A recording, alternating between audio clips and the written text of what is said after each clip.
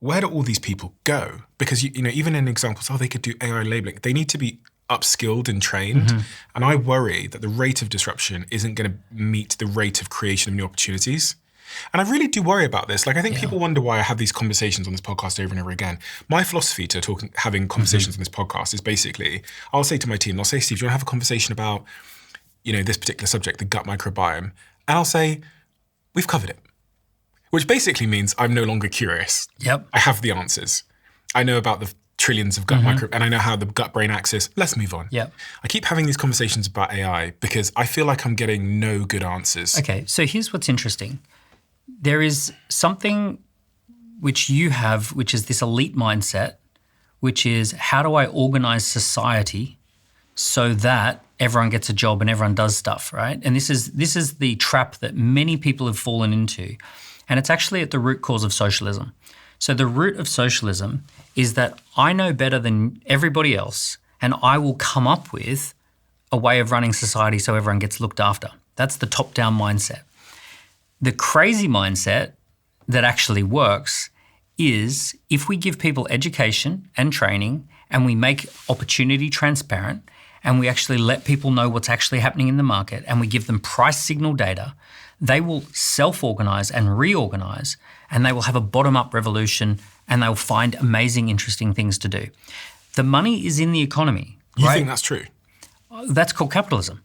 I know, but capitalism works. In the UK, let's take the UK as an example, because we're all just screaming at each other about brown people. We're not talking about the real alien, which is the fundamental economic disruption of AI. Yeah. There's a report that came out yesterday showing that unemployment in the UK has hit... It's 25% up, and youth unemployment has grown by more than 25%. It's 16.1% of people that are between 16 and 24 are unemployed now. Yeah. And we're still not talking about the economy. We're talking about brown people. When people feel that they can't get ahead, they look for somebody to blame. And this is historically consistent. What is really happening is that the government has become so big in the economy. The UK government is now 45 to 50% of all spending in the UK economy. That's essentially a socialist, or it's getting socialist. Every amount of government spend is a market distortion, regardless of what it's for. And I'm saying there are plenty of things government should be spending money on, but all government spending is a market distortion. It's not market driven, and there is a monopoly on spend, so therefore it is a market distortion. The more government spending you have, the more market distortions you have. What do you mean by market distortions? So a market distortion is where the markets are not really able to function because there is some big organisation like the government spending money and taking away price signals and taking away the realities of the market. So a great example is what happened with student loans.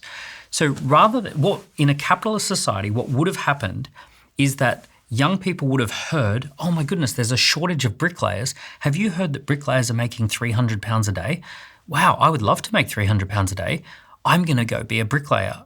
Guess what? It's a bricklayer's apprentice. I'm going to go and be an apprentice. I'm going to get paid to learn this trade.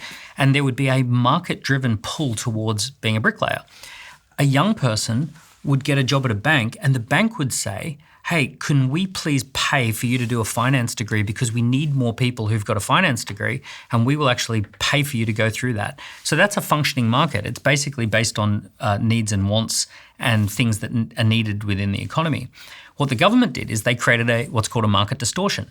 They said to all young people, we are going to give you as much lending as you like to go out and take whatever university courses you want. There's no price data, there's no signalling data. It's just if you want to borrow £50,000, you can go to any course. If you're really interested in the breeding habits of butterflies, go and do a master's degree in that. And happy days, right? You could. It doesn't matter whether there are jobs associated with it. You must go and get a university degree. So they set up an entire system that pushed young people to go get £50,000 worth of debt and do a degree that no one was asking for. That's a market distortion. We now have a bubble of over £280 billion worth of debt that will probably never be repaid. We have an entire generation of young people who are saddled with this debt that takes away all motivation. There's no point in working because they pay such high taxes. Every single time they make a payment to pay off their student loan, they pay $600, but the debt goes up by $650. Right? It's absolutely insane. And that's a classic example of governments meddling with the markets, creating a market distortion, and now we have hundreds of billions of dollars worth of people who are very angry, very upset because they are trapped in a student debt that will not go away for decades. Rishi Sunak, the former Prime Minister of the UK, wrote an article last week, which you might have seen, where he said that if the UK fails to fix its productivity problems and seize the AI opportunity, the country risks becoming a tourist theme park. Yeah, not even a good tourist theme park. There's not a lot. At least a lot of other countries have beaches and mountain ranges and ski resorts, and the UK doesn't have a lot of that. We have to let markets function. The issue that we have, and this is actually a trap that you're falling into, is trying to figure out top down, how do we organise society, which is socialism, right? The top down approach of trying to fix this problem for everybody is the socialist mindset, and it doesn't work. If right? you were the Prime Minister, yeah, and you can see the future that's coming, yeah.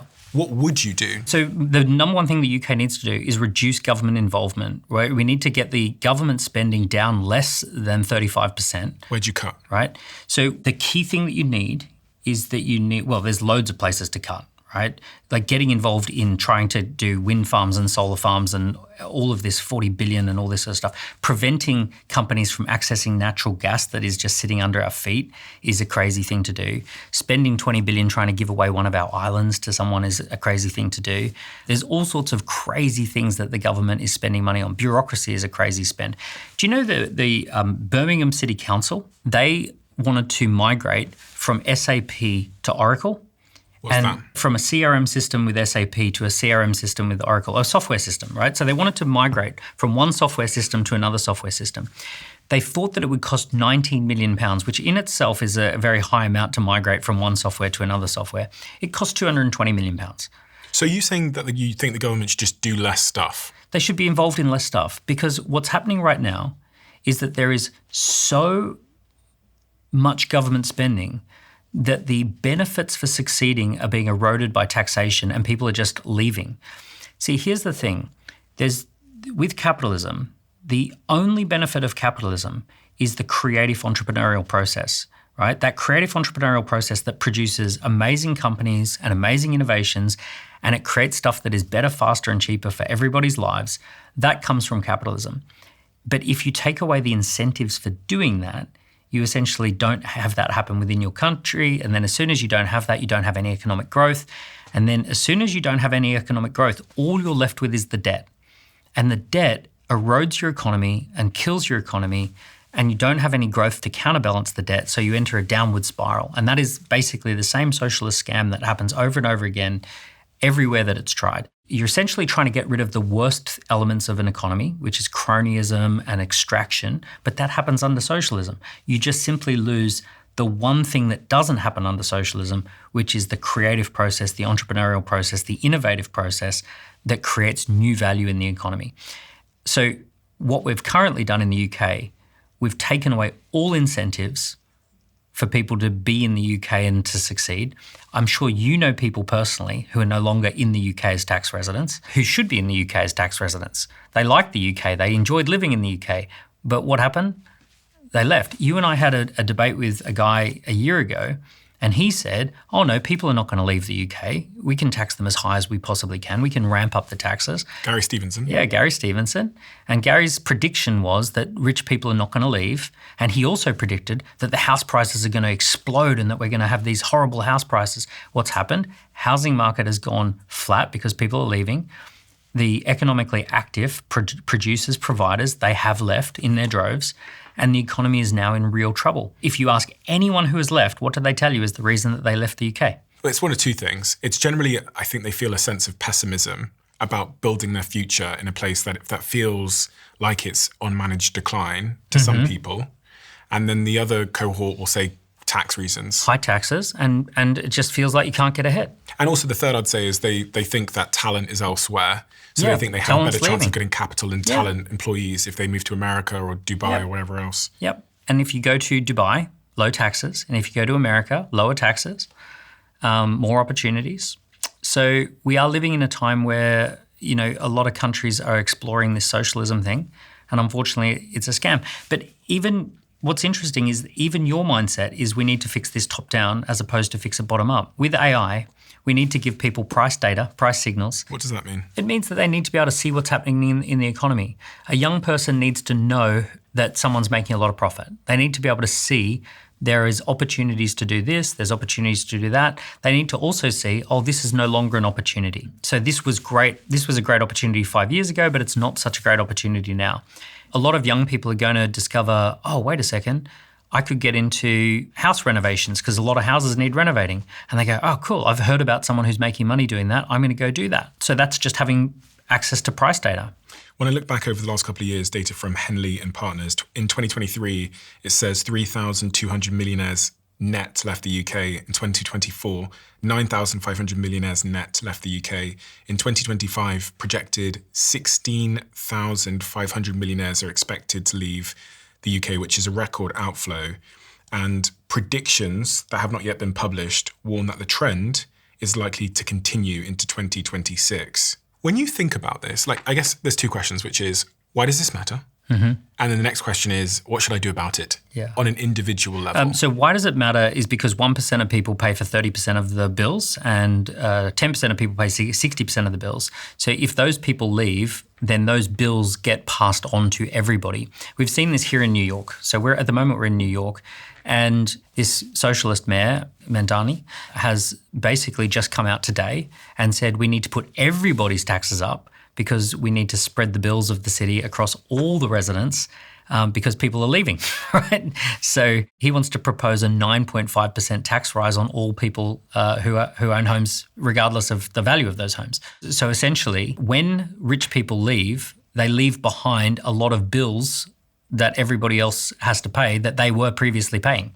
In his February 2026 preliminary budget, New York Mayor Zohran Mamdani proposed a 9.5% property tax increase to address a projected $5.4 billion budget shortfall. This proposal acts as a last resort alternative to his preferred plan, which was increasing taxes on top earners and corporations to fill the revenue gap. He promised free stuff and he promised that everything was going to be paid for free. Nothing is free. Someone has to pay for everything. If the rich people leave, there's not people who can pay for all the free stuff. And that's what New York is suddenly discovering. So why does it matter? Because rich people essentially create the growth. They are the high taxpayers. Whichever way you want to say it or discuss it, it is a small group of people who pay a lot of the taxes. You don't want those people to leave the economy. What do you do about it? The number one thing to do about it is you need to identify the opportunity that's right for you. That's called founder opportunity fit. What you're looking for is an opportunity where you can earn money no matter where you are in the world. If you're somewhere that you don't perhaps like being for any reason, you can pick up and move.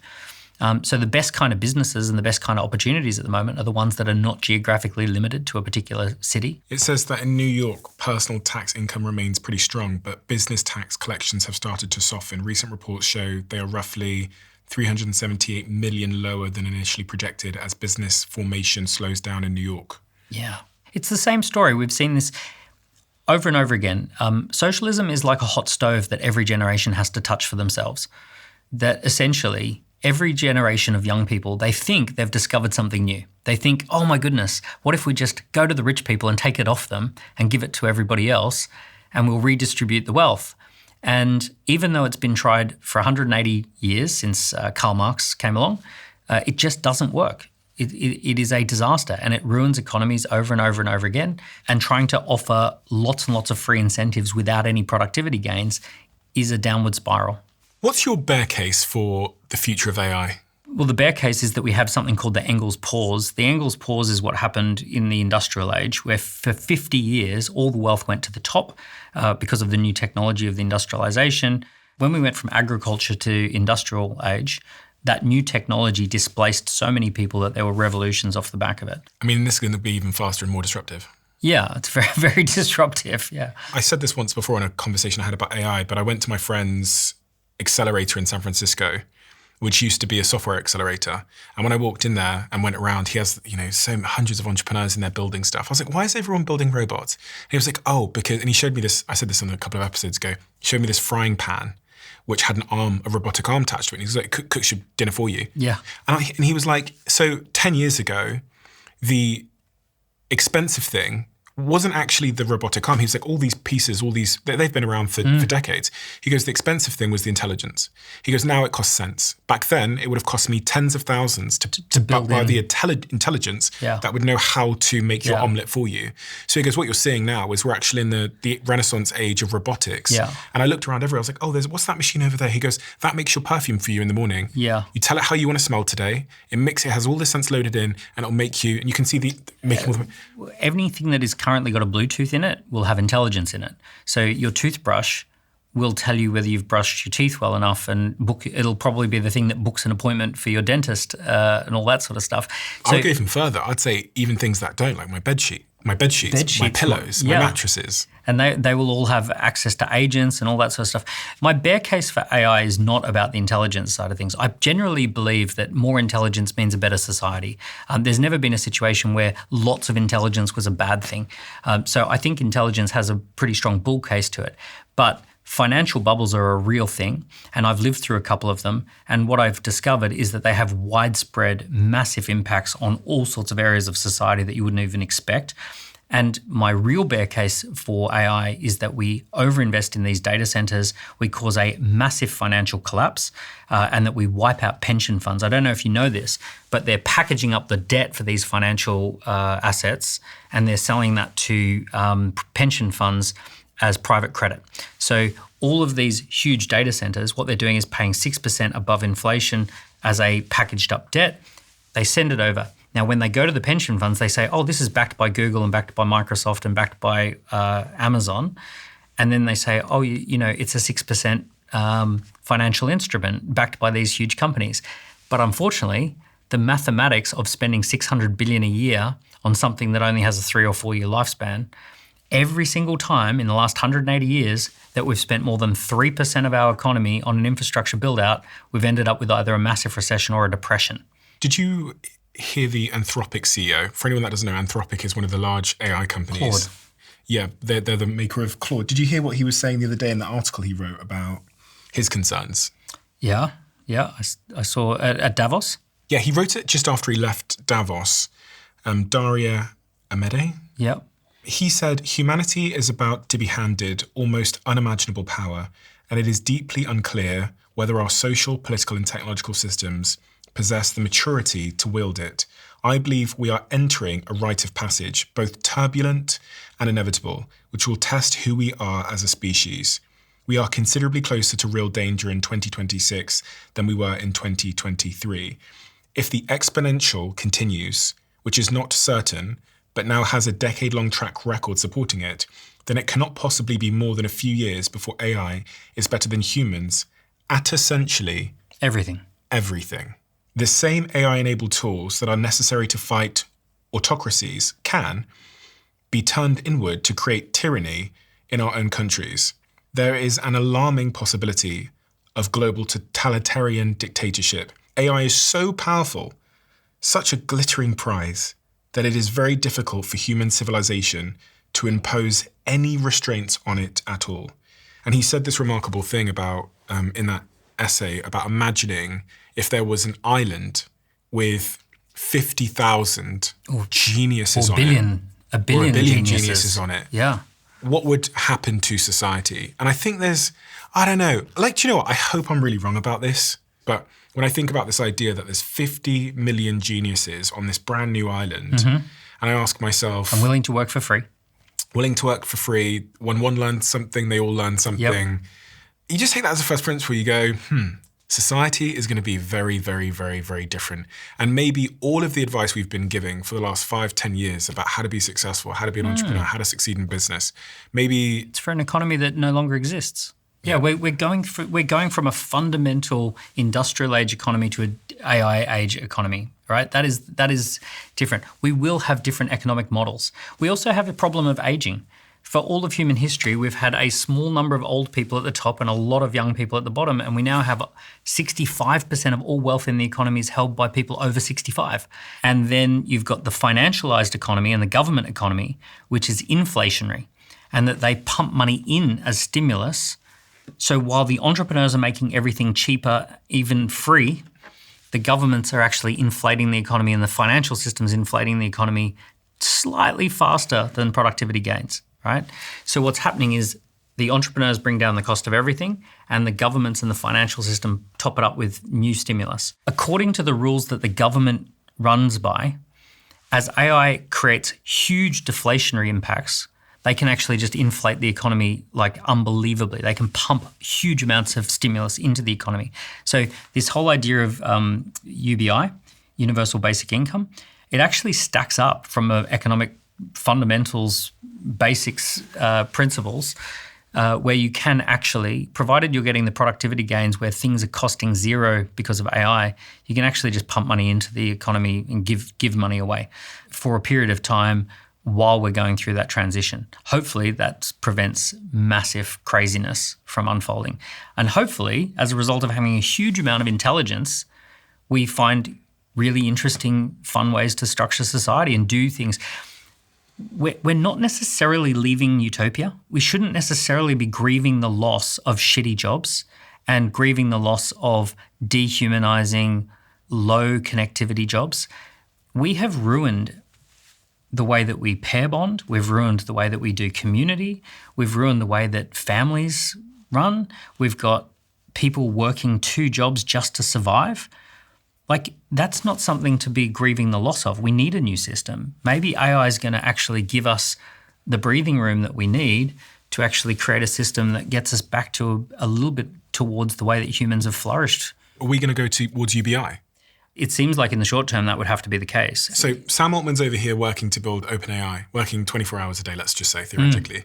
We're going to have to take some of his hard work away and give it to, theoretically, we're going to have to give it to someone who is maybe not working. Yeah. And I mean, Sam Altman, funnily enough, he actually backed a study called Open Research in 2024 that looked at the impact of UBI, and it showed that recipients who received UBI, which is money basically given to them, worked fewer hours and earned less money than the control group. Instead of using the freedom to find better jobs or improve their education, many participants simply dropped off the workforce or reduced their hours for leisure, resulting in a net decrease in household income despite cash payments. Yeah. Humans want stuff to do. We need a meaningful struggle. We need something that we're up to in the world, and that is a very difficult thing. The likely thing that I think will probably happen is that these data center investments will be so catastrophic financially that governments will have to bail them out, and then the governments will have to own all the data and all the data centers, and then the tech companies will have to essentially pay royalties back to the government over long periods of time to manage this kind of infrastructure build out. So you'll have to have something where the government actually owns the primary asset, and that is the thing that pays for the UBI. I mean, we're kind of theorizing and just kind of... We're going to find out. We are going to find out. This is going to be on the internet someday. The mathematics bend reality at about 2029. Once the financial engineering required to make this thing work, you need something like a 45 times growth in the number of people paying for subscriptions and the number of businesses. Like, you take something that is, over the last 5-10 years, there's been a product that has gone exponential, which is Ozempic and GLP-1 weight loss drugs. The amount of spend to build out and satisfy that demand is actually pretty minimal. Those companies spend about 20% of their revenues building new factories to produce new GLP drugs, right? So CapEx is about 20% of revenue. We're seeing with the AI stuff, CapEx is hundreds of percent of revenue, right? So it is a financial feat that we've never attempted before. If you love the Diary of a CEO brand and you watch this channel, please do me a huge favor. Become part of the 15% of the viewers on this channel that have hit the subscribe button. It helps us tremendously, and the bigger the channel gets, the bigger the guests.